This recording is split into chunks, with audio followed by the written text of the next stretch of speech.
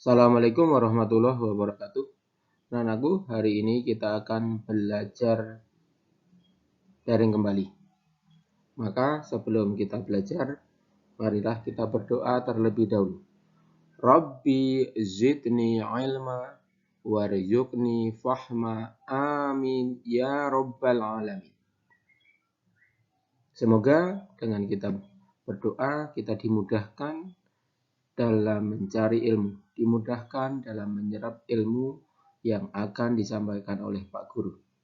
Nah, Anakku, bagaimana keadaan kalian? Sehat-sehat semua, bukan? Iya, terima kasih. Kalian sudah bangun, sudah sholat belum? Ya, harusnya sudah sholat subuh. Ya, kamu sudah besar, maka 5 waktu harus dijalankan.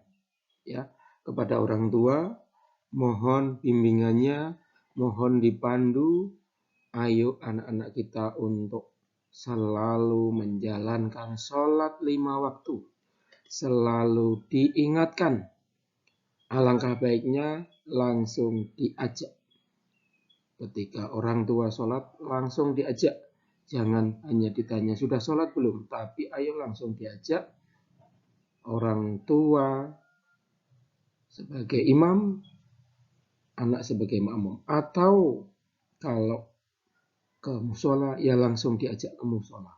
Ke masjid, diajak ke masjid. Sehingga anak-anak kita sudah melaksanakan kewajiban 5 waktu semenjak kecil. Karena anak-anak kelas 5 itu sudah besar, sudah lebih dari 10 tahun, maka ayo kita ajak untuk melaksanakan kewajiban. Terima kasih kepada orang tua yang selalu membimbing, memandu anak-anaknya di rumah. Anak-anakku, hari ini kita akan melanjutkan pembelajaran secara daring, walaupun nanti akan dilanjutkan dengan pembelajaran seri AKM. Kita melaksanakan yang kurikulum dahulu. Pelajaran sebelumnya kalian sudah saya beri file, apakah sudah di print, apakah sudah dibuka, apakah sudah dibaca? Maka mohon seharusnya sudah dibaca, karena Pak Guru di sana sudah menjelaskan letak geografis Indonesia, letak astronomis Indonesia, kemudian ada selat, ada laut, ada tanjung, ada semenanjung, dan lain-lain. Semuanya Pak Guru sudah buatkan. Ada flora dan fauna, kemudian ada gunung dan lain-lain. Semuanya sudah Pak Guru buatkan file, sudah harusnya dibaca. Anak-anakku, hari ini kita akan lanjutkan tentang letak geografis Indonesia. Perhatikan, Indonesia itu berada di persilangan dunia. Ya, perhatikan, ini benua Asia.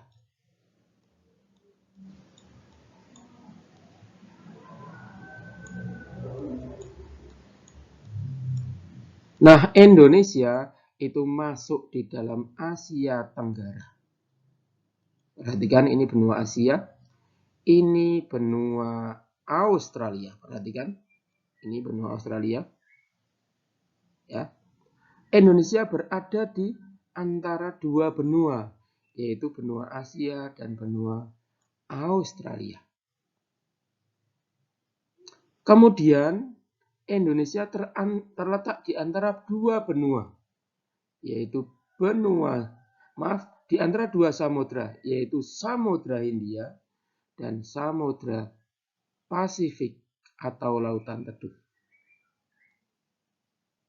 Saya ulangi kembali. Letak Indonesia itu di antara persilangan dunia, yaitu di antara benua Asia dan benua Australia. Di antara dua samudra, yaitu Samudra Hindia atau Samudra Indonesia dan Samudra Pasifik atau Lautan Teduh. Indonesia ini masuk dalam benua Asia, yaitu berada di Asia Tenggara. Itu adalah letak geografis Indonesia. Jelas anak-anakku? Nah, karena letak geografis yang bagus ini akan mempengaruhi kondisi negara Indonesia. Ya, akan mempengaruhi kondisi negara Indonesia. Perhatikan, itu letak secara geografis.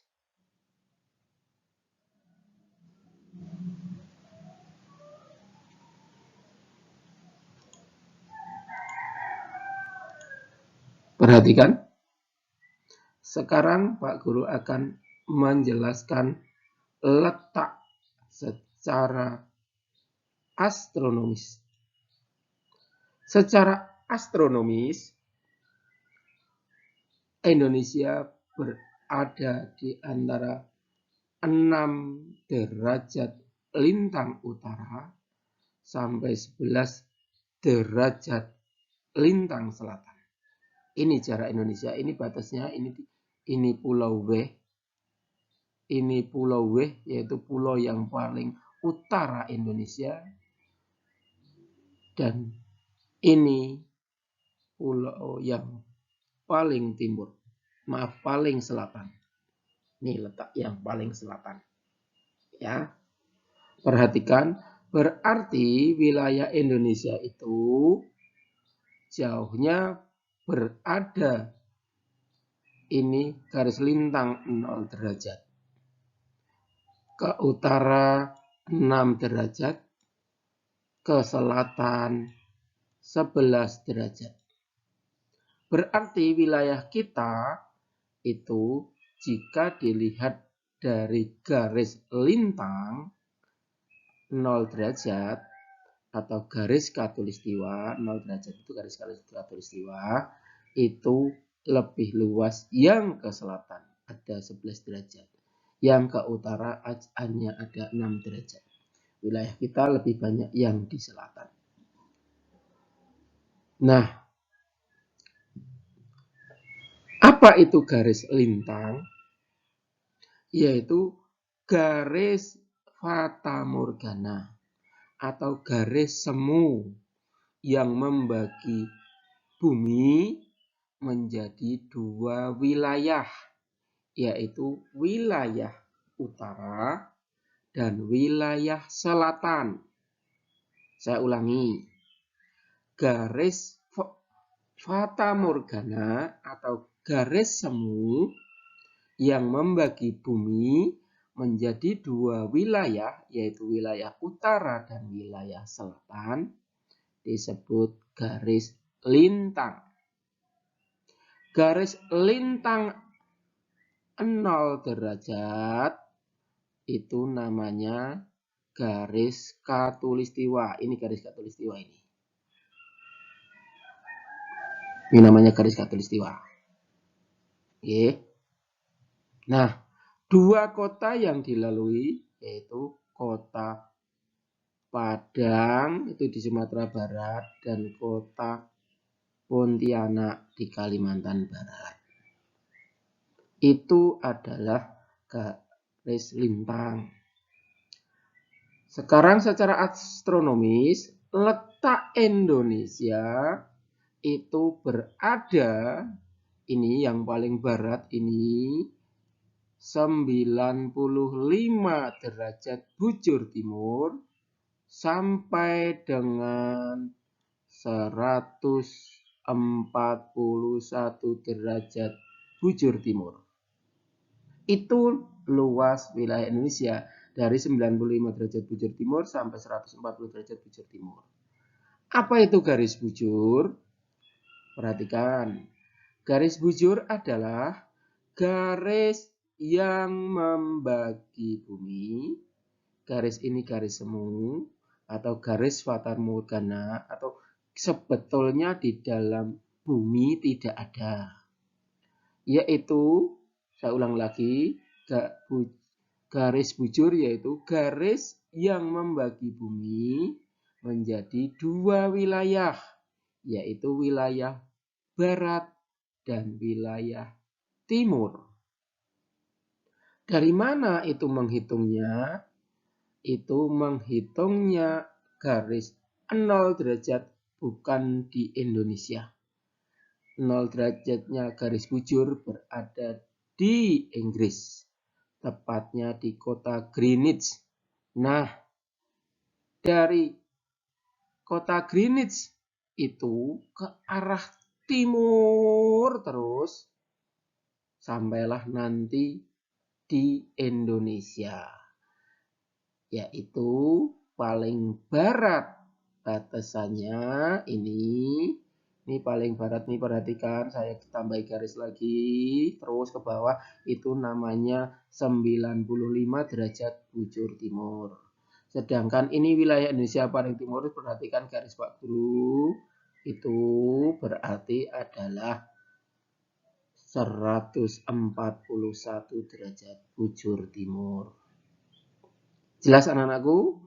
Berarti kita berada di antara, secara geografis berada di antara dua benua, yaitu benua Asia dan benua Australia. Dan di antara dua samudra, yaitu Samudra Hindia dan Samudra Pasifik atau Lautan Teduh.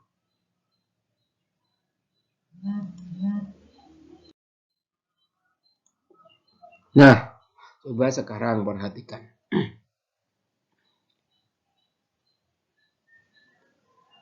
Wilayah kita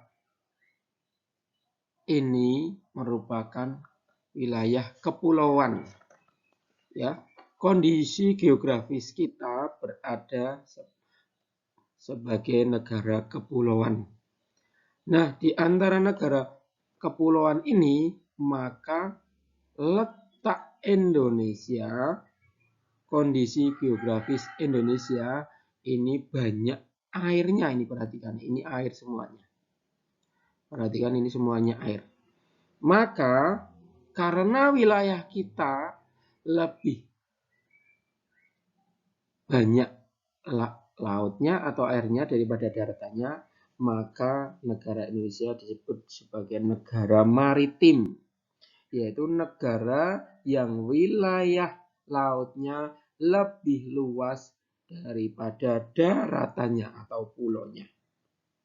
Nah, kondisi geografis Indonesia sebagai negara maritim dan kepulauan menyimpan potensi yang besar yang dalam berbagai bidang, seperti bidang ekonomi, sosial, budaya, dan transportasi.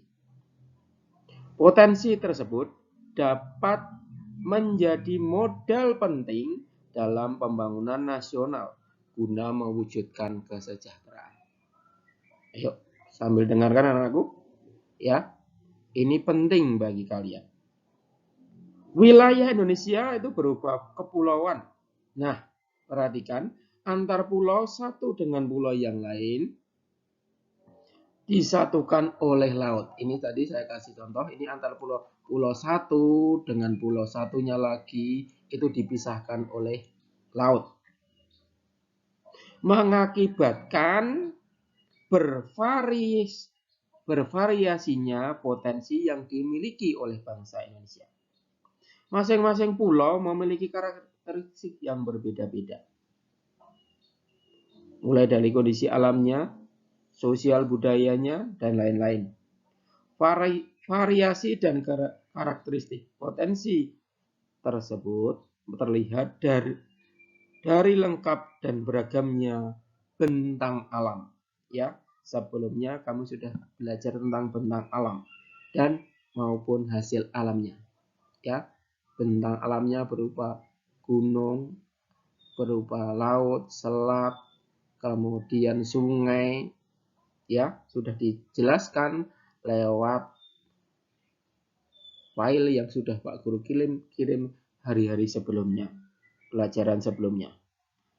Kemudian Di pulau-pulau itu juga banyak suku-suku yang mendiami. Suku-suku itu mempunyai banyak adat istiadat maupun budaya masing-masing. Seluruh Indonesia itu sangat beragam. Bahkan agama juga beragam, golongan maupun kelompok dalam masyarakat juga beragam. Keberagaman yang disebabkan adanya perbedaan antara pulau satu dengan pulau yang lain bukan menjadi pemecah anak-anakku, bukan menjadi perenggang anak-anakku. Contoh, kita berada di Pulau Jawa, saudara kita berada di Pulau Sumatera, atau saudara kita berada di Papua, atau berada di Kalimantan, Sulawesi, dan lain-lain. Itu bukan menjadi pemecah, tetapi malah menjadi pemersatu. Karena antara satu dengan yang lain itu saling melengkapi. Kita saling membantu. Jangan dijadikan pemecah. Walaupun antara kita yang hidup di Pulau Jawa dengan saudara kita yang di Papua itu dipisahkan oleh laut, dipisahkan oleh selat. Antara kita yang di Pulau Jawa dengan saudara kita yang di Kalimantan dipisahkan oleh Laut Jawa yang sangat luas. Antara Pulau Jawa dengan Pulau Sumatera dipisahkan oleh laut atau Selat Sunda. Tapi kita saling bersatu, saling melengkapi.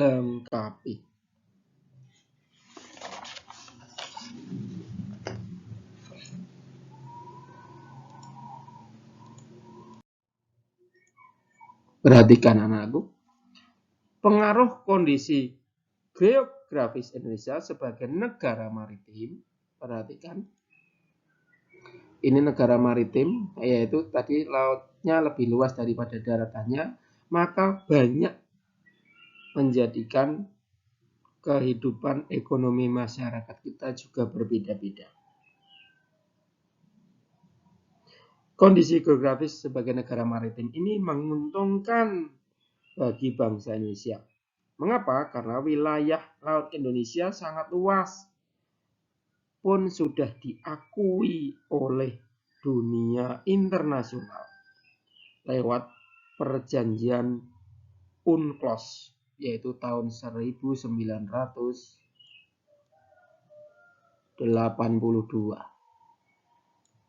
Wilayah laut Indonesia, teritorial Indonesia sudah diakui oleh bangsa-bangsa di dunia. Sehingga wilayah laut itu harus dimanfaatkan sumber dayanya untuk kemaslahatan umat, khususnya bangsa Indonesia.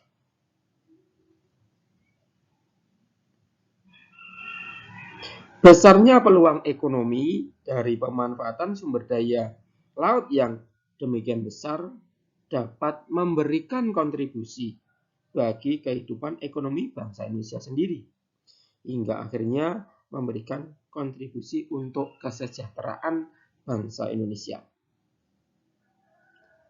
Nah, yang paling merasakan ya berarti adalah masyarakat yang berada di pesisir, karena akan menunjang ekonomi atau kehidupan ekonomi mereka.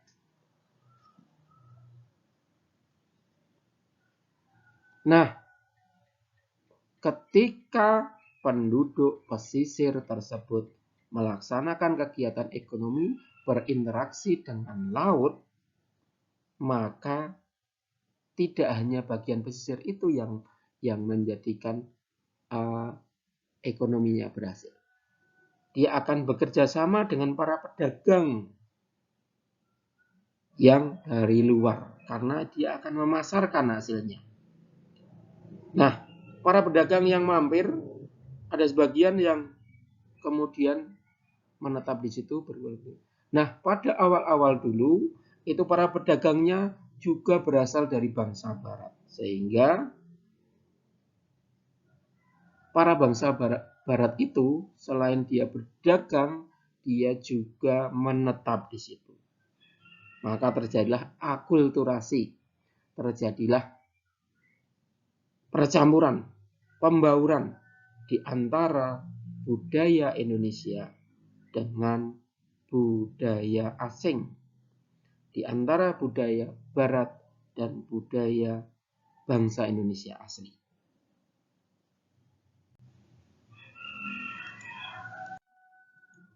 Kita lanjutkan. Kemudian jenis pekerjaan apakah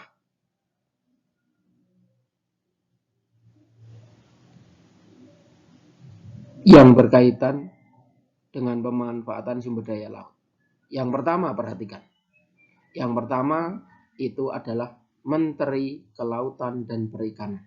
Ya, pada kabinet ini yang berhubungan dengan sumber daya air laut itu pekerjaannya adalah seorang Menteri Kelautan dan Perikanan, karena sumber daya laut ini sangat besar sekali.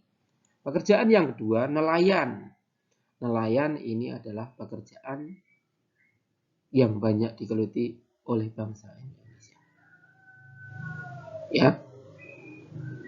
Sehingga para nelayan inilah sebagai tumpuan menghasilkan ekonomi Indonesia. Yang ketiga, pedagang ikan. Tadi sudah saya sebutkan, ya, para penduduk pesisir itu pada menjual dagangannya, ya berarti tidak dijual sendiri, tapi ada pedagang ikan yang datang. Dialah yang membawa ikan dari pesisir, ikan dari laut sampai ke tangan kita, sampai kita makan, sampai kita konsumsi. Berikutnya, petani budidaya terumbu karang. Ini masuk di dalam pekerjaan dalam berkaitan pemanfaatan sumber daya laut. Petani budidaya terumbu karang. Berikutnya, peternak ikan laut. Jadi, ikan laut pun ada yang diternakkan anak-anak. Ada yang mengambil langsung, tapi ada juga yang diternakkan.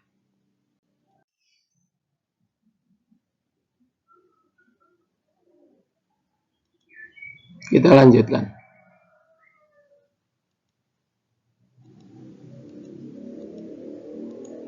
Yang terakhir yaitu terjadinya perpindahan ilmu pengetahuan dan teknologi.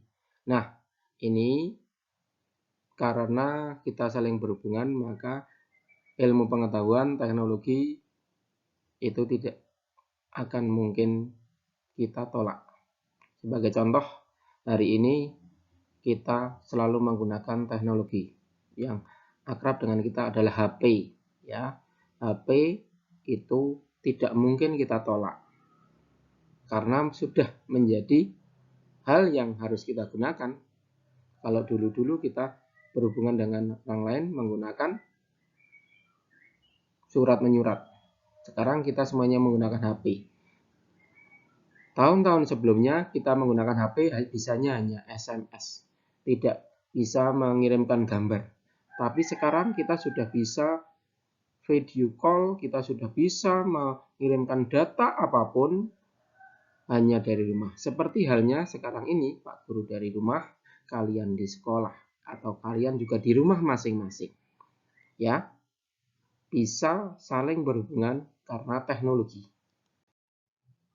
Lanjutnya, dari dampak itu ada dampak positif maupun dampak negatif.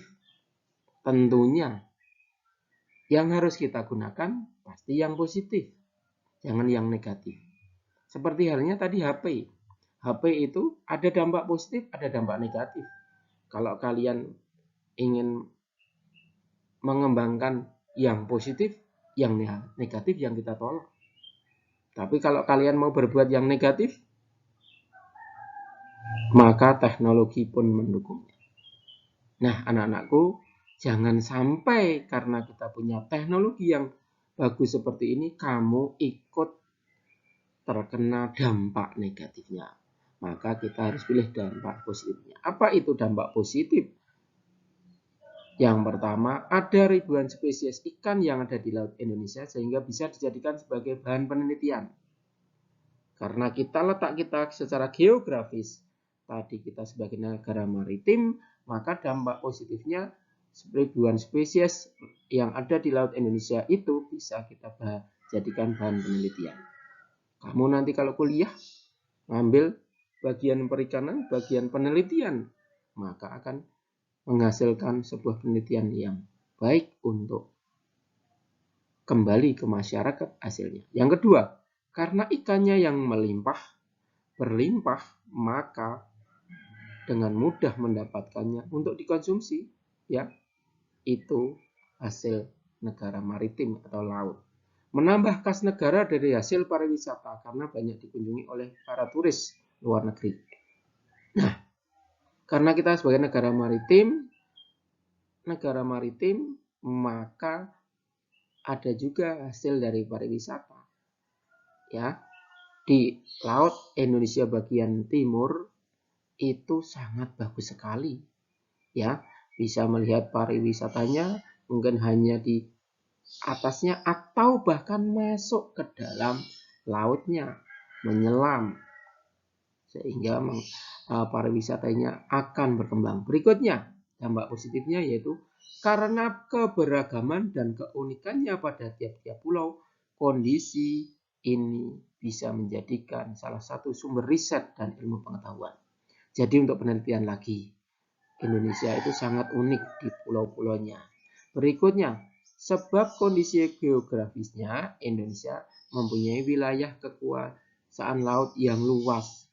Saya katakan tadi Indonesia itu negara maritim karena wilayah lautnya yang lebih luas. Di dalamnya banyak menghasilkan sumber daya alam. Berikutnya, terdapat berbagai kekayaan sumber daya alam pada ribuan pulau di Indonesia.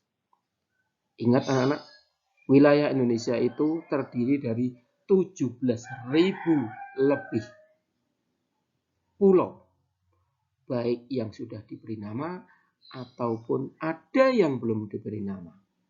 Coba bayangkan anak-anak, 17.000 pulau. Kalau sekarang bangsa Indonesia, kalian tidak mau belajar, maka bagaimana anak-anak kita nanti ke depan mengelola sumber daya alam, sumber daya pulau yang banyak itu? Pastinya akan lepas satu persatu anak-anak. Ingat anak-anak, 2 pulau kita sudah lepas, yaitu Pulau Ligitan dan Pulau Sipadan. 2 pulau itu milik Indonesia, tapi sekarang sudah menjadi milik negara lain, yaitu negara Malaysia.